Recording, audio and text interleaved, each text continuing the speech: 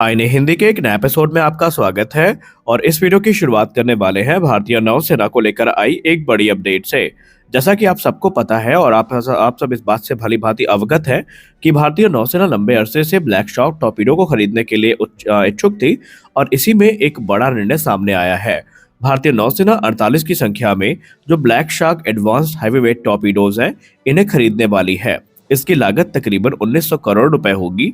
और इन टॉर्पीडोज को भारतीय नौसेना की सभी 6 कलवरी क्लास की जो सबमरीन्स है उनमें इंटीग्रेट किया जाएगा। उसके बाद भविष्य की जो प्रोजेक्ट 75I सबमरीन्स हैं उनमें इंटीग्रेट किया जाएगा। और एसएसएन्स में इंटीग्रेट किए जाने की बात सामने आई है। हालांकि भारत की बात करें तो भारत की जो डीआरडीओ द्वारा विकसित की गई वरुणास्त्र है, ये अभी भी एक शिप लॉन्च टॉर्पीडो के तौर पर चिन्हित है। और अभी भी इसकी वजह से हमें फॉरेन वेंडर्स के ऊपर डिपेंडेंट होना पड़ता है।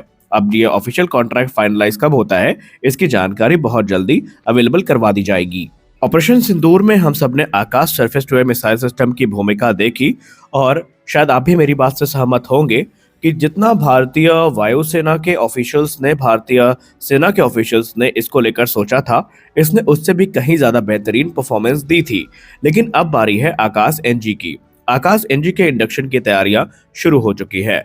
आकाश एनजी को लेकर जो रिपोर्ट अभी तक सामने आई है उसमें इसके रिएक्शन टाइम को लेकर सब लोग दंग है। आकाश एनजी मिसाइल का जो रिएक्शन टाइम है टारगेट एक्विजिशन से पहले मिसाइल फायर करने का, वो सिर्फ 10 सेकेंड का है। और ये 3 मिसाइल को 20 सेकेंड के अंतर्गत फायर कर सकती है। यही नहीं, इस मिसाइल को रिलोड करना भी काफी ज्यादा इस समय लोगों को अट्रैक्ट कर रहा है। दरअसल ये 2 कैनिस्टर मिसाइल्स को सिर्फ 10 मिनट में रिलोड भी कर सकती है। ऐसा माना जा रहा है रिपोर्ट में कि इंडियन आर्म फोर्सेस इसको बड़ी संख्या में इंडक्ट करने वाली है। और ये भी भारत का जो लेयर डिफेंस नेटवर्क है उसमें एक महत्वपूर्ण भूमिका निभाने वाली है। हमारी अगली बड़ी अपडेट भारतीय वायुसेना के राफेल फाइटर्स को लेकर आ रही है। जैसा कि हम सब ने सुन लिया है कि एमआरएफए डील के अंतर्गत एक तरफ जहां हमें राफेल F4 और F5 स्टैंडर्ड की मिक्स्ड फ्लीट देखने को मिलने वाली है, जहां पर लॉयल विंगमैन कॉन्सेप्ट को भी इंट्रोड्यूस किया जा रहा है, तो वही रिपोर्ट्स बताती हैं कि भारतीय वायुसेना के जो करंट राफेल की फ्लीट है, जब इन्हें F4 प्लस स्टैंडर्ड के अपग्रेड मिलेंगे तो ये भी मैन अनमैन टीमिंग के लिए पूरी तरीके से तैयार हो जाएंगी। इनिशियल प्लान ये है कि राफेल में जो हिंदुस्तान एरोनॉटिक्स लिमिटेड का 2.2 टन वजनी cats warrior loyal wingman drone है उसको पेयर किया जाए और मैन अनमैन टीमिंग कॉन्सेप्ट की शुरुआत करी जाए। दरअसल माना जा रहा है कि ये 2 जोड़ी है राफेल और कैट्स वॉरियर की, ये बेसिकली भारतीय वायुसेना की पहली मैन अनमैन इकोसिस्टम की शुरुआत करेंगे। हालांकि आने वाले भविष्य में हमारे दूसरे जो फाइटर जेट है वो भी इनको लेकर उड़ान भर सकेंगे, लेकिन राफेल इसमें पहला नाम हो सकता है। आप इस डेवलपमेंट को किस तरह देखते हैं, हमें जरूर बताएं। हमारी अगली बड़ी अपडेट भारतीय नौसेना को लेकर आ रही है। एक लंबे अरसे तक लंबा इंतजार करने के बाद भारतीय नौसेना फाइनली एलसीए नेवी को लेकर बड़ा डिसीजन लेने वाली है। भारतीय नौसेना की तरफ से लगभग ये कंफर्म कर दिया गया है कि तकरीबन 12 से 18 एलसीए नेवी फाइटर एयरक्राफ्ट को खरीदने के लिए जो प्रपोजल है ये मिनिस्ट्री ऑफ डिफेंस के टेबल पर है। और किसी भी क्षण मिनिस्ट्री ऑफ डिफेंस की तरफ से इसको लेकर मंजूरी जारी की जा सकती है। इसके अंतर्गत 12 से 18 एयरक्राफ्ट की एक पूरी स्क्वाड्रन भारतीय नौसेना की तरफ से इंडक्ट करी जाएगी। और अगर आप इनके कारणों को समझे तो आप समझ पाएंगे कि भारतीय नौसेना ऐसा क्यों कर रही है। देखिए, इसमें कोई संदेह नहीं है कि भारतीय नौसेना इस समय अपनी ट्रेनिंग कैपेबिलिटी को लेकर सफर कर रही है, क्योंकि सही मायने में देखा जाए तो भारतीय नौसेना के पास इस समय ऐसा कोई भी dedicated twin seater trainer aircraft नहीं है जो कैरियर में लैंड और टेक ऑफ कर सके। अब यहाँ पर अगर आप ट्रेनिंग में करंटली यूज होने वाले एयरक्राफ्ट पे नजर डालें तो हॉक ट्रेनर्स हैं जो कि एयरक्राफ्ट कैरियर पर लैंड नहीं कर सकते। MiG-29 KUB की बात करें तो सर्विसबिलिटी और अवेलेबिलिटी रेट इतने खराब है कि भारतीय नौसेना खुद इनसे काफी ज्यादा त्रस्त है। और इससे पहले आप इस चीज पे डिबेट करें कि हमने राफेल तो 26 की संख्या में खरीदे हैं, इनमें से 4 ट्रेनर वेरिएंट है, तो वो राफेल बी वेरिएंट है। और राफेल बी जो एयरक्राफ्ट कैरियर है उसमें लैंड नहीं कर सकते, यानी ट्रेनर्स की शॉर्टेज से भारतीय नौसेना काफी परेशान है। और अभी उन्हें पायलट ट्रेनिंग के लिए जो ग्राउंड बेस्ड फैसिलिटी है INS हंसा, उसी का सहारा लेना पड़ रहा है। लेकिन ये जो 12 से 18 एलसीए नेवी भारतीय नौसेना को ज्वाइन करेंगे, ये भारतीय नौसेना के लिए उन रास्तों को खोल देंगे जिनके अंतर्गत भारतीय नौसेना अपनी जो पायलट ट्रेनिंग है उसको एक लेवल ऊपर लेकर जाएगी। और यहीं से जो भविष्य के फाइटर पायलट्स हैं उनको ट्रेन किया जाएगा। हालांकि ये निर्णय पहले ही ले लेना चाहिए था, लेकिन चलिए, देर आए दुरुस्त आए। आप इन एलसीए नेवी की डील को लेकर क्या सोचते हैं? अपनी राय कमेंट सेक्शन में जरूर दें कि आपको लगता है कि नंबर्स बढ़ने चाहिए या फिर हमने वाकई देर कर दी है। इस पर आपके क्या विचार हैं? अगली रिपोर्ट में बात करने वाले हैं हिंदुस्तान एरोनॉटिक्स लिमिटेड के बारे में।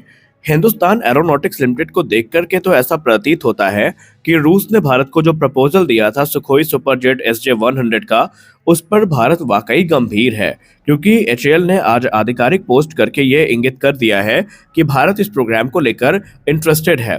वहीं स्पुतनिक इंडिया ने भारत के जो कंसर्न है उन पर जवाब देते हुए एक रिपोर्ट पब्लिश करी है, जहां पर उन्होंने SJ-100 पर लगाए गए प्रतिबंधों पर जवाब दिया है।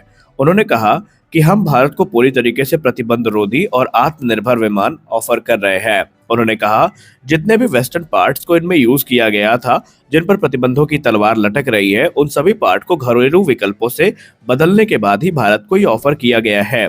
यानी ये किसी प्रकार के प्रतिबंध के अंतर्गत नहीं आता है और ये आत्मनिर्भर भारत इनिशिएटिव को सपोर्ट करने के लिए पूरी तरीके से तैयार है। बता दें कि एचएएल और यूनाइटेड एयरक्राफ्ट कॉरपोरेशन ने इसको लेकर के गत वर्ष MOU को साइन किया है।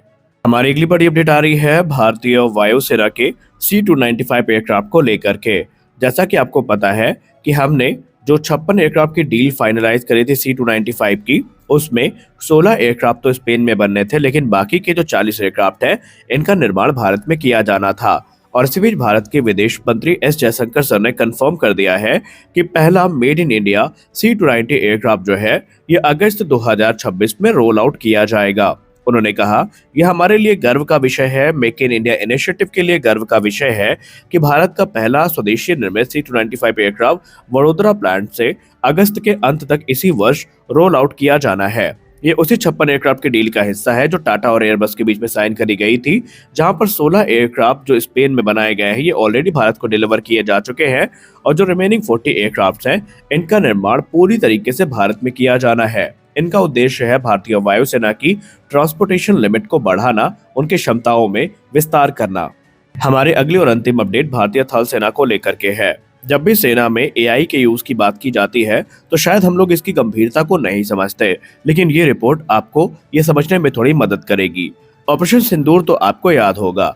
ऑपरेशन सिंदूर में भारतीय थल सेना ने बड़े पैमाने पर एल्गोरिथम ड्रिवन वॉरफेयर का यूज किया था, जहां पर भारतीय थल सेना के तरफ से 23 इंडिजिनस आर्टिफिशियल इंटेलिजेंस टूल को डिप्लॉय किया गया था और इन्होंने बैटलफील्ड अवेयरनेस में जिस लेवल की एक्यूरेसी दिखाई है, जिस लेवल की मदद करी है सेना की, वो सेना तारीफ करते नहीं थक रही है।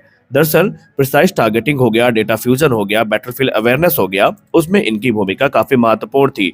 सीनियर ऑफिशियल ने मीडिया से बात करते हुए कहा कि AI पावर्ड सिस्टम को real time intelligence processing, threat assessment और टारगेट प्रियोरिटाइजेशन के लिए यूज किया गया था और इन्होंने जो लॉन्ग रेंज के आर्टिलरी स्ट्राइक वेक्टर है, यहाँ पर 94% की जो पिन पॉइंट एक्यूरेसी है वो अचीव करने में हमारी सहायता करी थी। तो आप समझ सकते हैं कि सेना किस प्रकार से आधुनिक टूल्स और उपकरणों का इस्तेमाल अब प्रैक्टिकल यूज में करने लगी है।